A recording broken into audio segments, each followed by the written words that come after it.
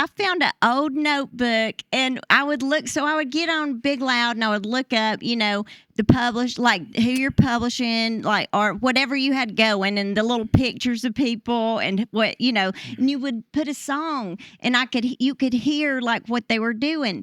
And I found an old notebook, and it said "Track Down Morgan Wallen."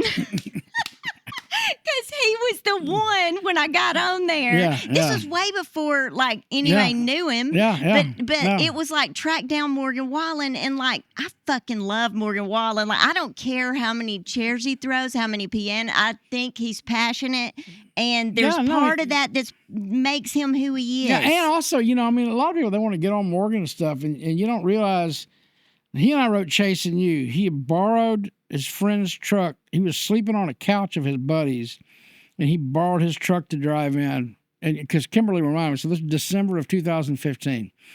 We wrote Chasin You. I love that song. That spring, they put out, Hardy, right in the building. I love Hardy too. They put out Up Down, so that was Morgan's little duet with Florida Georgia and Lime. And things started popping and everything, and then things just really started advancing and everything. And so within 2 years, he went from sleeping on a couch, driving a borrowed truck to come write, to, major stardom, just coming in nothing but a windshield full of that. Yeah. And he literally had just come from nothing in Sneedville, friggin' Tennessee. Oddly enough, the same little small map dot as Kenny Chesney. Or Are friggin' you odd. serious? Not because everybody says they all say Knoxville, but no, it wasn't Knoxville. Yeah. This is 35 miles north of Knoxville in Sneedville. Nothing. Seriously, probably, I don't know, 10 stoplights, nothing. Oh my gosh. And him and Kenny, but so whatever. Did you know when you wrote with him and stuff, did you think he was more talented than a lot of the people you worked with? Yeah, look, because we all know, right, with the artists, there's so many artists that are there because their manager told them to be there. Yeah. So are they a writer or not? Oh, God, yeah. Oh, my gosh. And people don't get that. There's a huge difference between being able to sing and being a writer. Like George Strait hasn't written a single, none. Yeah. McGraw, there's people who are living legends. Frank Sinatra, shit, man. There are people who are living legends who didn't write songs. Elvis, too. And didn't and couldn't write. Those are two very, very distinct talents. So and people think it's all the same, and it's like, no. Just like as we all know, there are world-class songwriters who could never be on. Chris Christopherson, although he was good-looking enough to pull it off, but really, play a Chris Christopherson record where you're not looking at sexy Chris. Yeah. It's like, man, I think only songwriters appreciate that, really, songwriter, but your regular, everyday people. But Morgan, in particular, that's what I always try to tell. So, in Chasin You, so he and I were writing, him and Jamie Moore, a black guy. Oh, my God. For Morgan to be so racist, he was writing with a black guy. Yeah. Oh, my God. So, Jamie Moore, and he was talking about, came time, girl chasing you, and he kind of had the Chasin You thing, and he said it, and we were just kind of like, chasing. I was like, there's just a bunch of different ways to use that, and he was like, yeah. It's like, we're like, well, let's just and we just kind of started messing with it. I remember I was like, you chase that freight, and I was like, isn't there like the Chattanooga choo-choo train or whatever? He goes, yeah. I was like, oh, Chattanooga freight. You can tell that's when he liked it, because I was like, he likes writing stuff he knows. Which that in itself, there's so many songwriters who stop making shit up. Write what you know. Don't write. True. Tell. Why make shit up when you can tell the truth? Maybe tell 3 things for songwriters, because they're going to want to know. They're going to want to know from somebody who's written so many hits, who's found and who's signed. It's so easy. And right now, oh my God, I can't turn on TikTok without 57 guys that sound like Morgan. Guess what? We've already got a Morgan. And you know what? Morgan Wallen is always going to be better at being Morgan Wallen than you are. So here is the thing. And I know, and because you feel so inadequate, but the only thing you have as a writer is your uniqueness. And it's so easy to try to, and I get it, because there's all these amazing things going on. You want to imitate these great things going on. Because basically you're going to kill yourself to learn how to put yourself in the middle of the herd to write this indistinguishable shit. Basically, this is it. There are 80% replicators and 20% creators.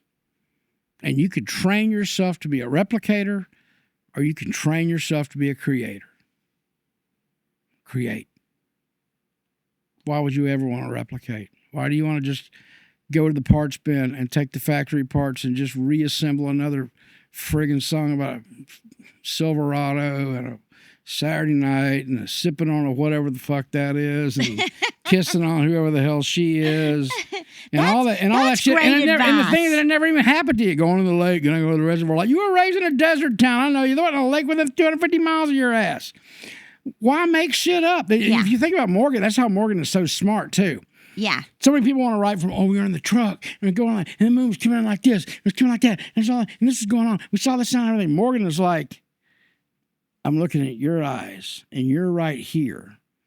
And our circumstances, whether we're in a truck, or whether we're in Sneedville, Tennessee, or Dallas, Texas, or Los Angeles, or Paris, friggin' France, don't matter.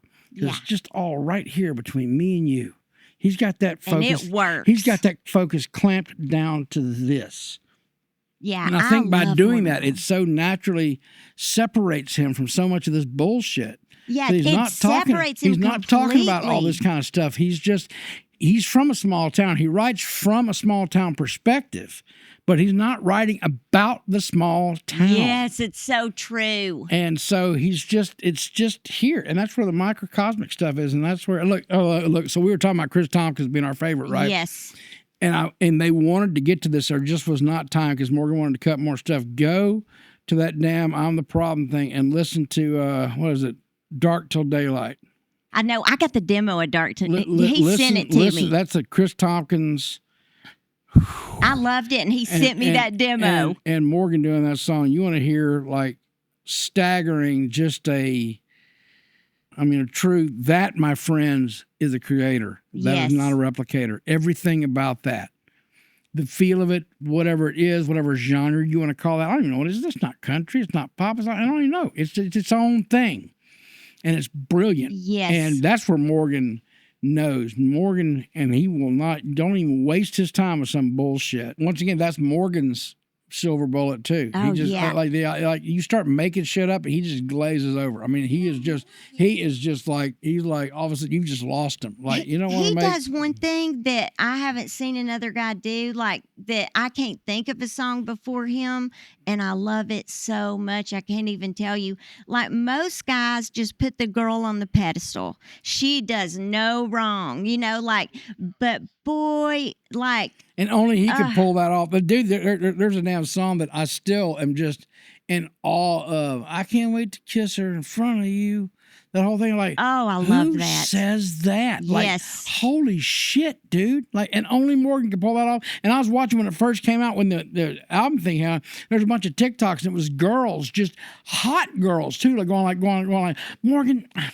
And you could tell that it was driving them crazy, and they loved them. Just like, Morgan, only you could do that shit and have hot chicks lined up around the block, just like only you could pull that off. Like, dude. It is, and it's amazing. Like, I love it because girls fuck up as much as guys. Yeah, no, but it does. It makes it real. I love this line he's got in one of these songs about, you had me convinced my mama was the devil, now we're talking again. Oh, I love that line. Yeah, man. Yeah, absolutely. I mean, because having boys like. Well, and we've all dated that person. That basically narcissists, they want to come in and they want to control, and they want to control your world and shut down everything else but except around you.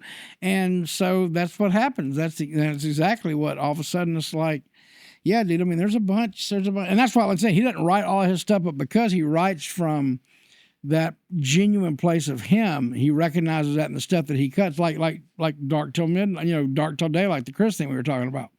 The fact that, because we all know Chris enough to know that that's a real song. That's written from a real person, a broken person who's just going to have a bad night, and.